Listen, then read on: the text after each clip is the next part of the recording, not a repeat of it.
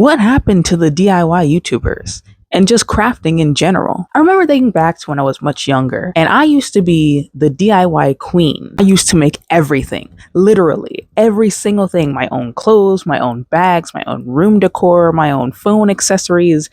A lot of them didn't turn out very good. We don't have to talk about that. That's actually what I wanted my first channel to be about. A channel that is now since deleted because I deleted it out of a fit of rage. I'm not even joking. I just deleted it one day because I was very upset about something. But that was actually my first channel. It was a crafting DIY channel. I used to love watching people like Allure DIY, My Life is Ava, Miss Remy Ashton, Sarah Beauty Corner. Oh my goodness, that was my girl. I loved her videos so much. I loved her long videos just full of crafts and a bunch of different things that you can make on your own. Like I used to watch her religiously to find out what else I could destroy in my room in order to craft into something else. And I got curious because I don't watch them much anymore. So I went back to check them out. And this is not me trying to be like the downfall of a YouTuber. That's not what this is supposed to be. But they not only are not making the content that they used to make, but they're also just not doing as well. And obviously it's because it's a dying niche, but that's exactly the question. It's like, why is it a dying niche? You think that crafting and creativity would be something that lives forever, that should be evergreen content, but a lot of that type of content isn't even really a thing anymore. At least channels that take that type of content seriously, not talking about 5 minutes crafts and troom and stuff like that. I'll get to them in a second. Obviously, yeah, it's a dying niche, times change, and content is just different on YouTube. That's another thing that people actually point out on YouTube. A lot of people feel like the creativity on YouTube itself is just dying. But yeah, crafting is just not really something people put on the internet or YouTube anymore. And of course, I'm not saying that crafting things is dying, like as in people not doing crafts anymore.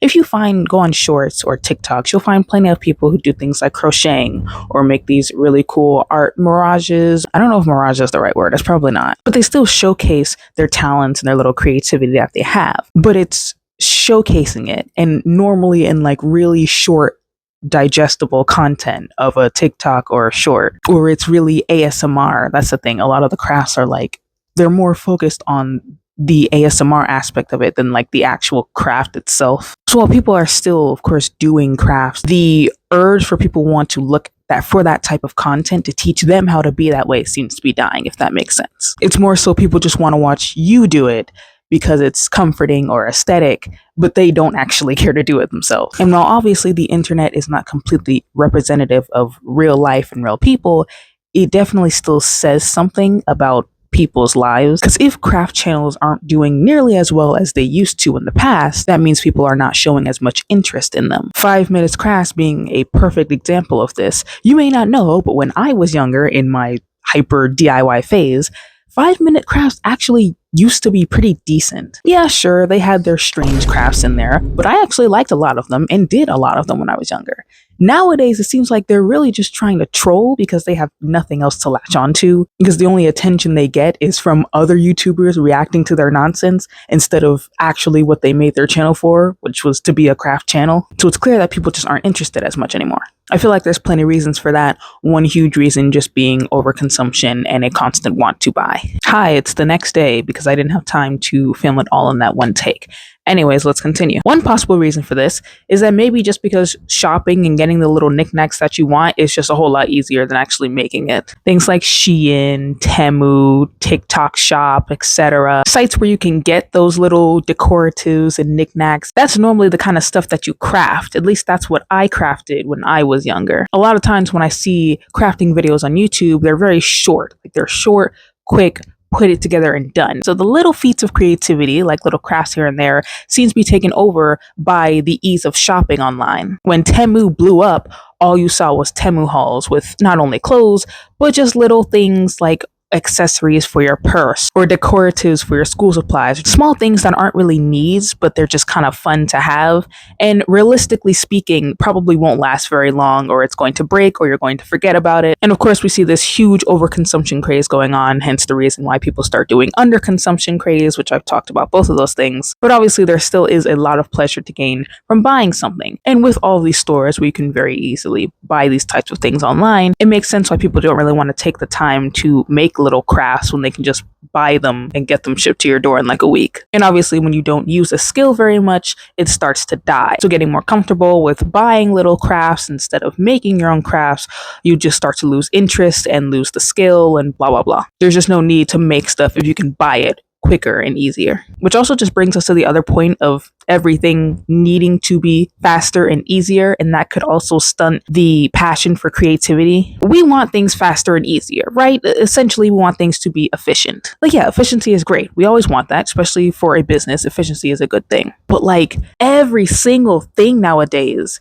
has to be quick and easy, fast ways to do this, or the fastest ways to learn this skill, fastest way to make money, fastest way to use AI, fastest way to this, that, blah, blah, blah. Like, it's constantly being flashed in your face. It's like everyone's trying to sell you a get rich quick scheme, but it's not just about money. It's about a skill, how to be good at something, how to gain certain types of information. Like, everything has to be done quickly. AI is a huge contributor in this. And no, I'm not an AI hater. I'm just saying when used incorrectly, it can kill motivation and skill and creativity and stuff like that. All you see nowadays are how to get rich using AI, how to do this using AI, shopping, everything comes easier and faster. You have DoorDash, you have Uber Eats, you have Instacart. Again, none of which are bad things. I'm not trying to ridicule these things.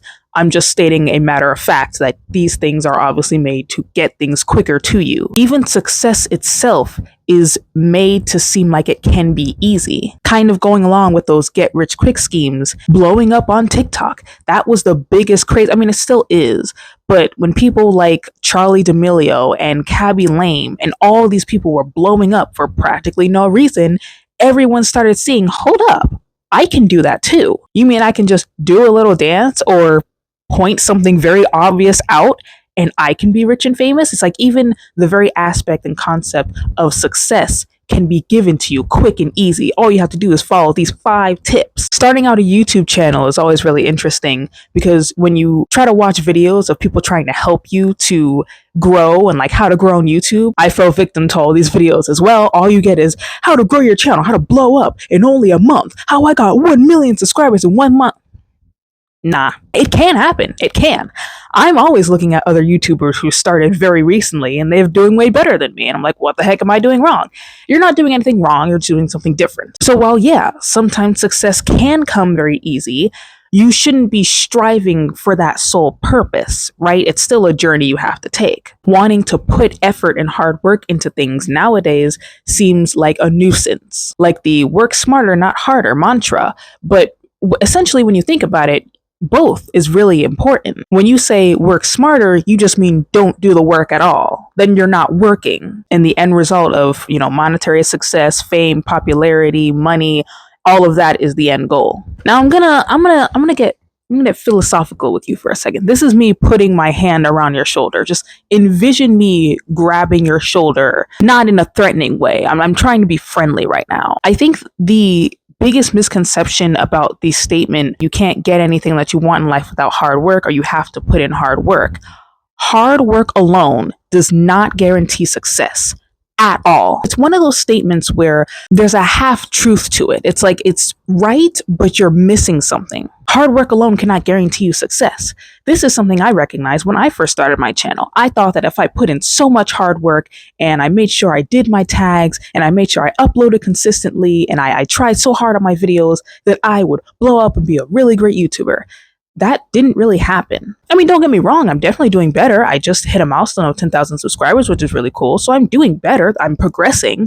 But let's be real here. We all want to blow up the minute we start our channel and get like 1 million views with our first video. I recognize that just working hard wasn't enough. There was still something else that I had to be doing. You have to have strategies involved. You have to know what you're doing. You have to have some type of competency in the field that you're trying to work in. Yes, some people get lucky and just wing it and blow up, sure. But again, as we saw, there are some people who didn't necessarily work hard to get where they are at the moment. So it isn't just hard work alone that gets you success. In my opinion, the reason why hard work is important is so that you can understand the value of the journey and everything that you bring along to the end goal. It shows you why you're doing any of it in the first place. Without the hard work put into that journey, the end result no longer holds as much value. If you are just given everything in your life on a silver platter, doesn't it not really mean much of anything? It's like getting your first job, or even if it's not a regular 9 to 5, babysitting, or just doing little chores here and there and getting money from your parents. Actually putting in work and effort and being paid for that. Isn't that a lot more different than just receiving something, receiving money just out of the blue? Sure, it's nice, but does it hold the same weight? A lot of people will say no, because there is a bigger perceived value when you actually put work into doing something. That's why hard work is important. Yes, obviously you should work hard for what you want to get, but it does not guarantee success. But it does guarantee that you'll be humbled, you'll be appreciative, you'll be grateful, and it also just helps with basic skills of learning certain things and honing certain skills to an expertise. You can then apply those skills to a whole bunch of other things. It's the reason why you see so many YouTubers, cheesy as it may sound, says don't do this for money. If you are going to do this just for money, you probably shouldn't do it. Not only is it just going to seem like another 9 to 5 job, I mean, you could just work at Wendy's or get an office job or something like that. But if money is the only goal, you are not going to strive to make good content. You're going to strive to make easy content so you can get the money that you desire. Therefore, not putting in any hard work, not honing your creativity or your skills.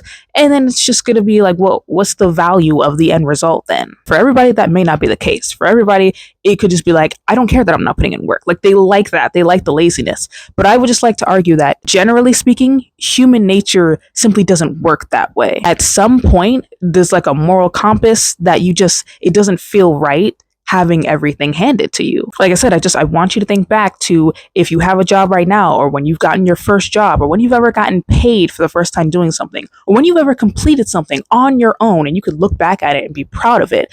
What does that feel like? And would you feel the same way if it was handed to you? There wouldn't be any significance if there was an effort that you actually appreciated. So anyways, because of this obsession with trying to do everything quick and easy, you lose that honing ability of those skills that you would have actually had you just worked hard for it. Everyone else doing everything else for you, like I said earlier, kills that creativity. If you're not using a skill, it's going to die eventually. So that could suppress a lot of creative passion that a lot of people don't seem to have anymore. But there's also just something else I've been noticing, this strange lack of initiative, like needing someone to explicitly state what to do, needing a step-by-step guideline for certain things, and not being able to just get creative and think outside of the box for alternatives. Now, this is just a human nature thing. It's a psychological process called functional fixedness. Put simply, it's the idea that things can only be used for its purpose, and that's it. So cognitive psychologists will often link something like that to creativity, in that people who have less of a problem of functional fixedness have more creativity. But it seems like people aren't really good at tweaking things when necessary or when they don't have a step-by-step guide. You see this a lot on the internet, specifically with things like cooking and baking videos. Pinterest is pretty much one of the only social medias I use other than YouTube, and I find a lot of cooking videos on there. And whenever I go to the comments, there is always someone asking for some specific of the recipe or a very specific question about the process or the ingredients used. And here's the thing, I know what you're thinking. Some of these questions are actually valid, because it's like, if I wanted to substitute the cake flour you use as all-purpose flour, would it come out the same? Would I need to change certain ingredients? So I get it. To a certain degree, yeah, you need to know if substituting another ingredient will cause huge catastrophic changes to your recipe. But other times, there are things that people ask where it's quite literally just a preference, and they don't seem to pick up on that. There was this girl making banana bark, and she added vanilla protein powder, and someone in the comments was like, is there something else I could use? I don't really like vanilla protein powder. Do I have to use a vanilla protein powder? I'm like, girly pop, just don't put it in there then. Or use chocolate powder or something. Like, you use another powder. You have creative freedom with this. You don't have to do it word for word the way she did it. Or there's this one woman who makes videos of scrappy cooking. I believe she's originally on TikTok, but she takes leftovers from her food and uses them to create whole new meals. And she took an empty jar of peanut butter with the scrapings on the side and showed you how to make this really good peanut butter sauce. And someone in the comments went, so what do I do with a jar then? I really hope they were just trying to be funny. I really hope so. There's something telling me that they're not. Fill it with flowers. decorate it and use it as a pencil holder, save it for future food, fill it with water and glitter and make it a snow globe. Like, the possibilities are endless. Why do you feel the need to ask the question, what do I do with a jar? Get creative. Figure it out. There's so many things you could do with a jar. Like I said, that's why I'm saying I don't know if they were trying to be funny or trying to be spiteful. Like, oh, scrappy cooking. Yeah, using all the leftovers. Okay, what about the jar? Eat the jar. Eat it. Eat the glass. Or something as simple as making pretzel bark. And a lot of people in the comments needing like detailed specifics of what temperature she used. I mean, it was literally one of the most simple things you could ever do. She just put pretzels on a sheet, she put chocolate on it, and she melted it in the oven. She said, put it on low heat. And everyone was like, what does low heat mean? What is low heat? Can you give us the exact measurement? Oh, I wish she gave us the recipe. Guys, just, I don't know, low heat, 100, 200, throw it in the oven and just see what happens. You just need it hot enough to melt the chocolate. That's all you need. And these people need a step-by-step on what they should do. There was somebody who jokingly said in the comments, you guys would need a recipe for toast. I'm not surprised that they might. Like, I'm not trying to be mean. There's something wrong with asking questions. But some of these questions are concerning in the way that it's just like, you can just get creative, and people don't seem to do that. I don't know if it's because algorithms are catered to people, you know, like specifically to you and what you watch. So suddenly they think everything is supposed to be catered to them and exactly how it's supposed to be. There are some people who speculate that. I don't know for sure. I mean, it's a valid theory. We could talk about it, but I don't know for sure. I guess it's just a little bit concerning for me because, again, as somebody who grew up very creative, like always creating things. Whenever I had seen tutorials on how to do stuff, whenever I watched these craft YouTubers and followed what they did, I never did it to a T. I took the general idea and then I just winged it afterwards. But it seems like a lot of people might not be interested in crafting anymore because they simply can't formulate the ideas to do so, or maybe they just don't see the value in creating something from scratch. And of course, there are lots of other reasons, like nobody really having time, with people having to work multiple jobs, not having third places and stuff like that. It makes sense that people wouldn't have time to sit down and craft something. Maybe people are just feeling demotivated. I don't know. There's a bunch of other reasons why it could be the case. But I think for a lot of people, they have just lost the value of taking the time to make something. When you create something, like you bring something from absolutely nothing, like a bunch of scrambled pieces of paper and cardboard and something you bought at the dollar store, and you create something really cool and amazing, it makes you feel really good. There's so much value that goes into that because of the time that you took to create something. Maybe people just don't have the time, or they just don't value that time. They don't see it as something that's actually that important anymore, if they can just get it super fast and easy with, you know, shopping and stuff like that. Or maybe I'm just yapping a bunch of nonsense. Like I said, the internet is not completely representative of people online. I'm sure there's a bunch of people who are still crafting and still making things. So I could be talking total nonsense. I don't know, but you sat here and watched this video. So what does that say about you? Yeah, I'm not trying to say creativity is actually going extinct. Like I said earlier in the video, I just think that people not being very interested in craft videos anymore, or them not doing as well, or being a dying niche, something that a lot of people aren't doing anymore like they used to years ago, I think that still can say something about the interest of people, right? It seems like nobody seems to be interested in making anything anymore. But again, I don't know. What do you guys think? Actually, if you've gotten this far, tell me the very last thing that you've ever created yourself, brought together, whether it be a necklace. As a matter of fact, I'll start. I made this necklace not too long ago, actually. It might have been a few months ago. I don't know. But I make like little beaded chokers and necklaces. So what's the very last thing that you have made that you can think of? And have you recently gotten yourself into a creative hobby? Answer that question down in the comments below. But that's all I have for you today. So thank you so much for watching, and I will see you in the next video.